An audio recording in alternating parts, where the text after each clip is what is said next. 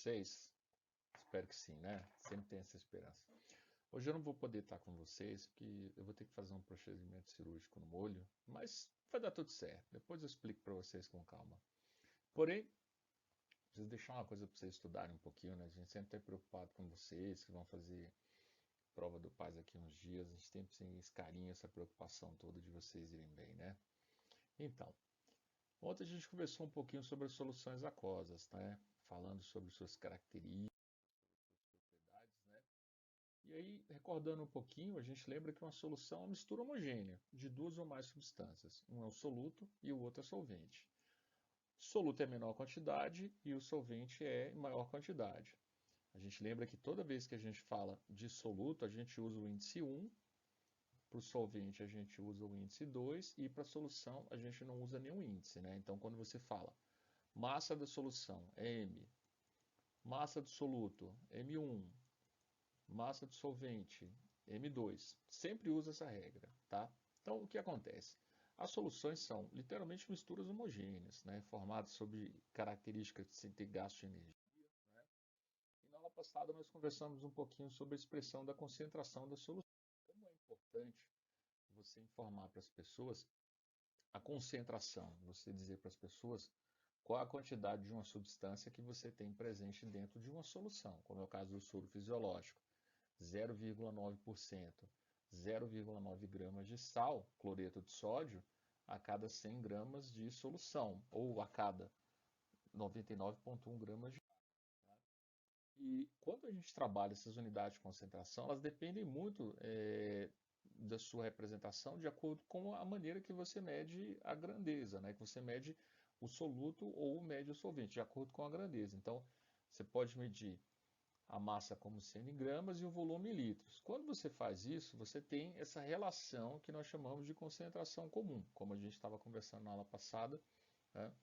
Que é uma relação que diz para a gente a massa de soluto, né? A massa de soluto que nós temos presentes, né, massa em gramas de soluto, dissolvidas por um volume de solução em litros.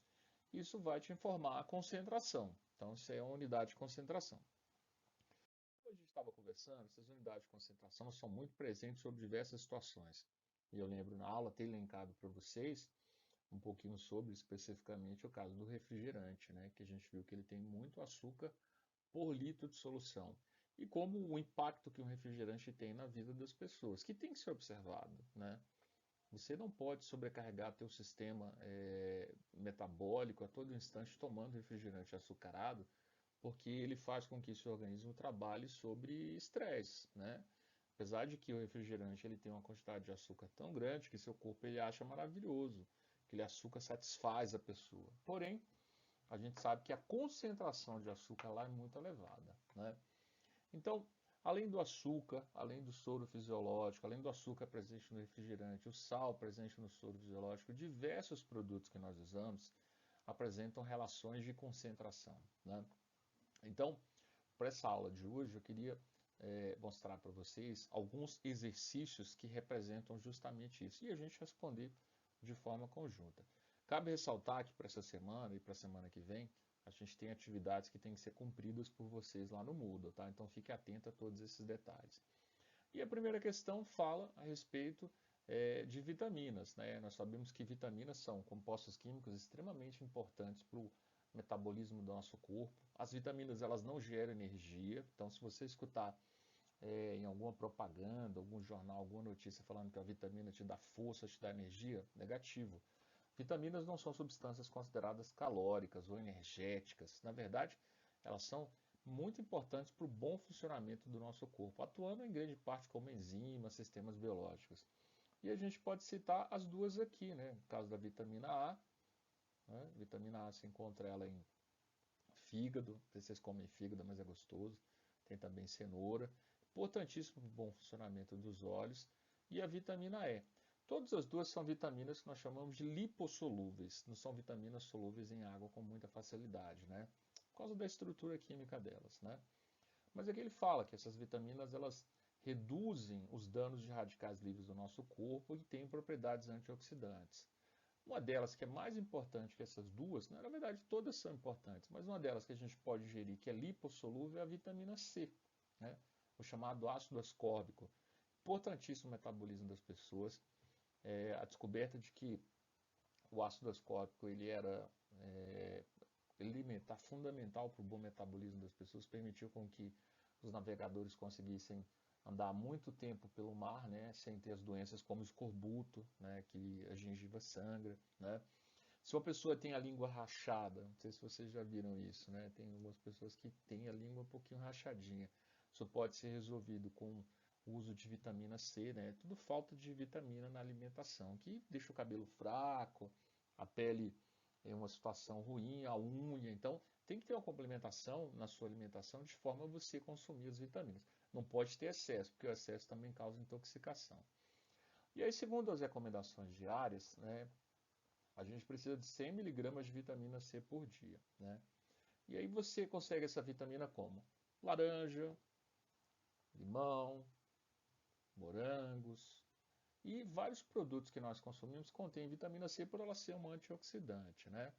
Agora, quando você dissolve essa quantidade de vitamina em um copo d'água, em 100 ml, você produziu uma solução, né? É comum a gente ter essas soluções, em geral a gente toma até a mais, você tem os comprimidos de Cebion de vitamina C, em que você ingere ali daquele comprimido 1 grama de vitamina C. Professor, mas 1 grama é muito mais que a quantidade de 100 miligramas, né? Porque 100 miligramas, se a gente fizer a conversão aí, é uma quantidade bem reduzida em comparação a 1 grama, né? A gente está falando aqui de 1000 miligramas, né? 1 grama corresponde a 1000 miligramas, você precisa de uma quantidade 10 vezes menor, né? E você ingere um comprimido. Mas qual a vantagem? Ela é lipossolúvel, desculpa, ela é hidrossolúvel, ela vai ser excretada pelo seu corpo por meio da urina.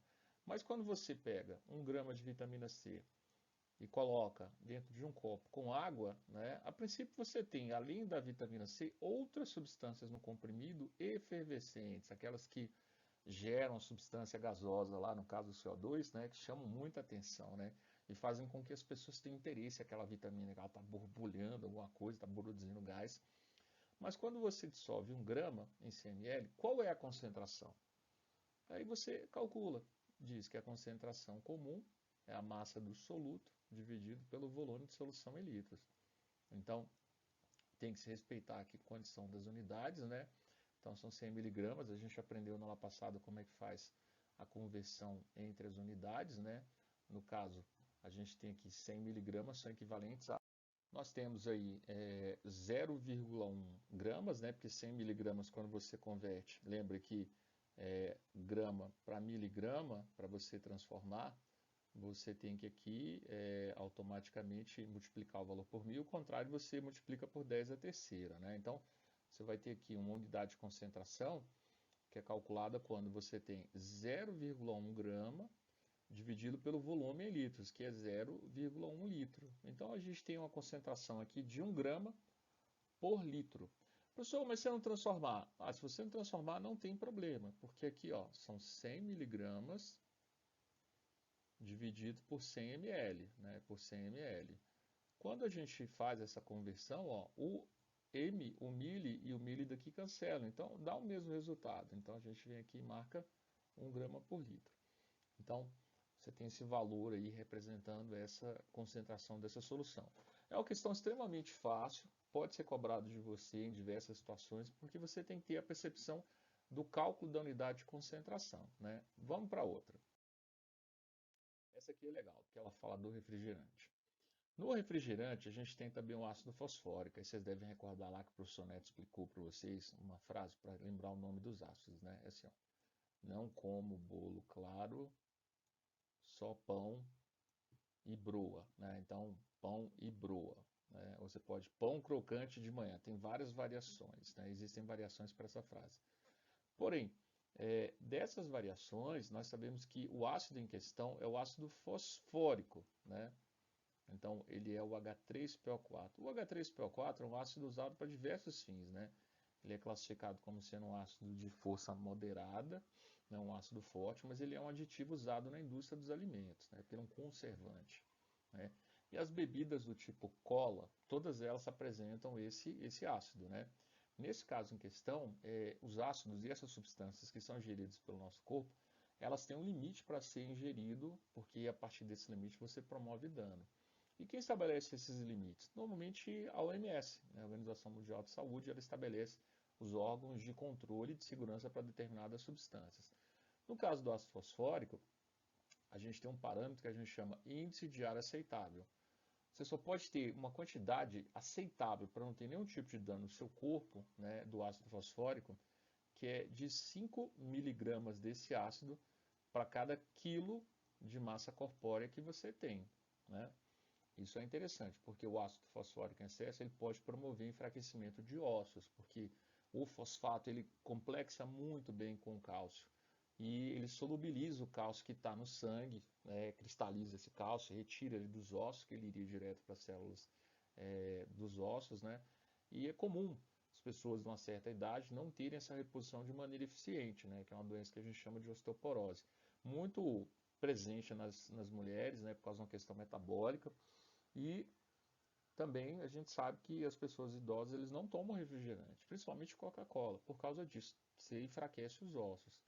Agora, a gente sabe que a Coca-Cola tem efeitos que assustam as pessoas, tipo colocar um prêmio enferrujado na Coca-Cola, ele vai ficar desoxidado. Usar a Coca-Cola para desentupir a pia, perfeito. Usar a Coca-Cola para limpar alguma coisa, sim, por causa desse ácido que está lá, né? Mas ele tem um limite aceitável.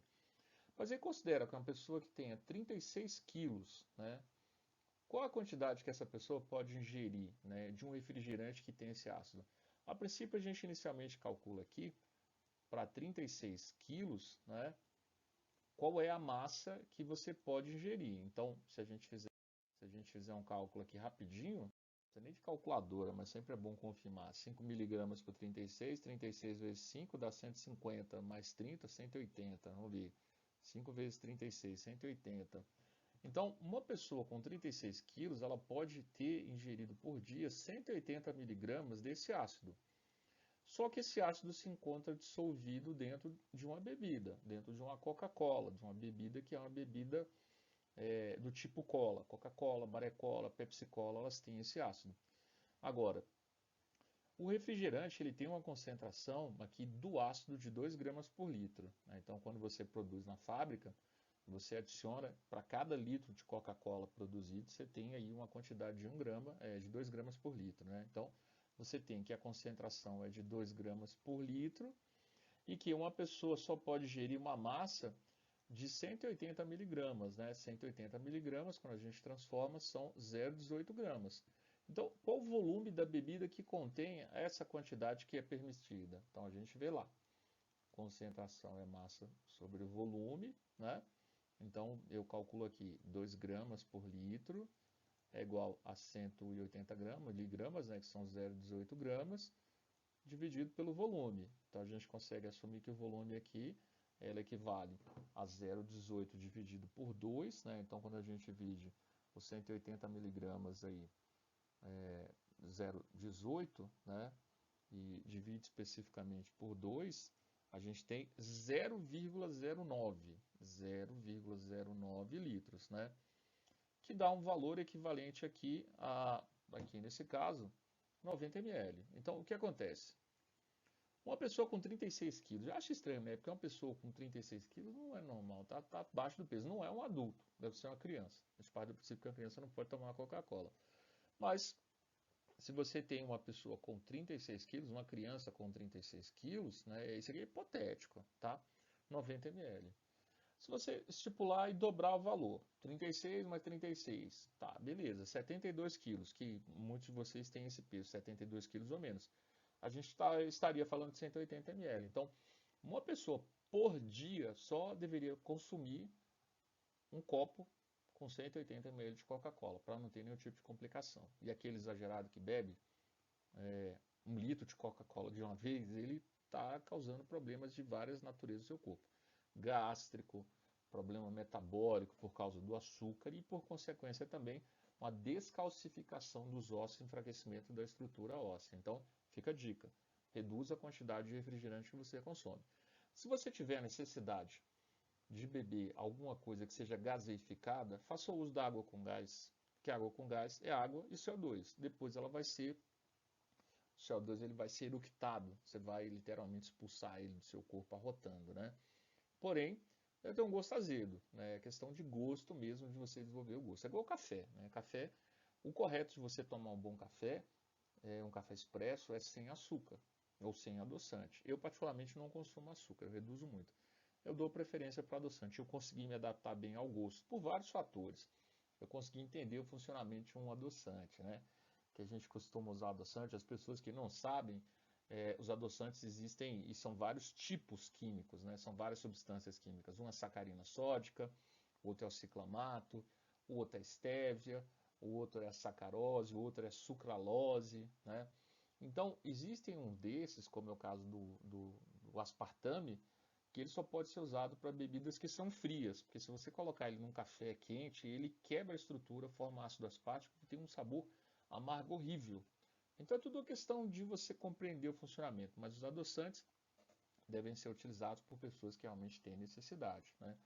Você tem que reduzir a quantidade de açúcares e seguir uma dieta aceitável, tá? Fica a dica, fica esperto na sua alimentação, tá?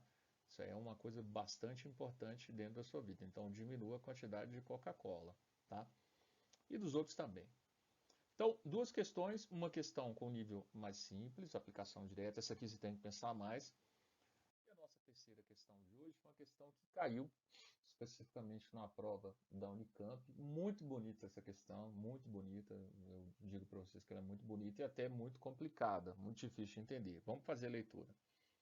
Um dos grandes problemas da navegação do século XVI se referia à limitação de água potável, que era possível transportar na embarcação. Imagine a situação de emergência que restaram apenas 300 litros de água potável, considerando que completamente não tem eletrólito. Então, assim, eles pegaram a água, colocavam lá dentro do navio 300 litros e sabiam que só podiam navegar enquanto tivesse possibilidade de consumir essa água. Por quê?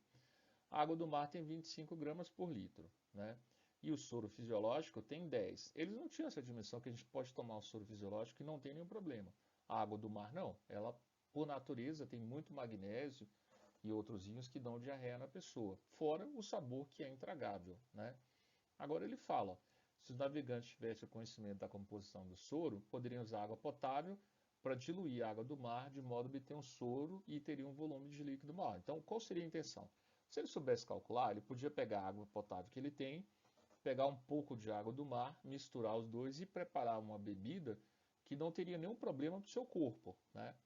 E aí a pergunta é, qual o volume total de soro que pode ser obtido com a diluição de todos os 300 litros de água potável, né?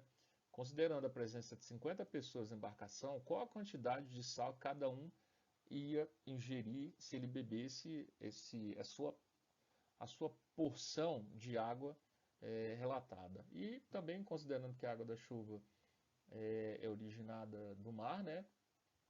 Como é que você explica que essa água é potável? Então, vai ficar essa perguntinha para vocês. Eu não vou responder, eu gostaria que vocês pensassem sobre isso, né? A gente já deu um tempo significativo de aula aqui para vocês. Então, fica essa questão para vocês responderem, tá?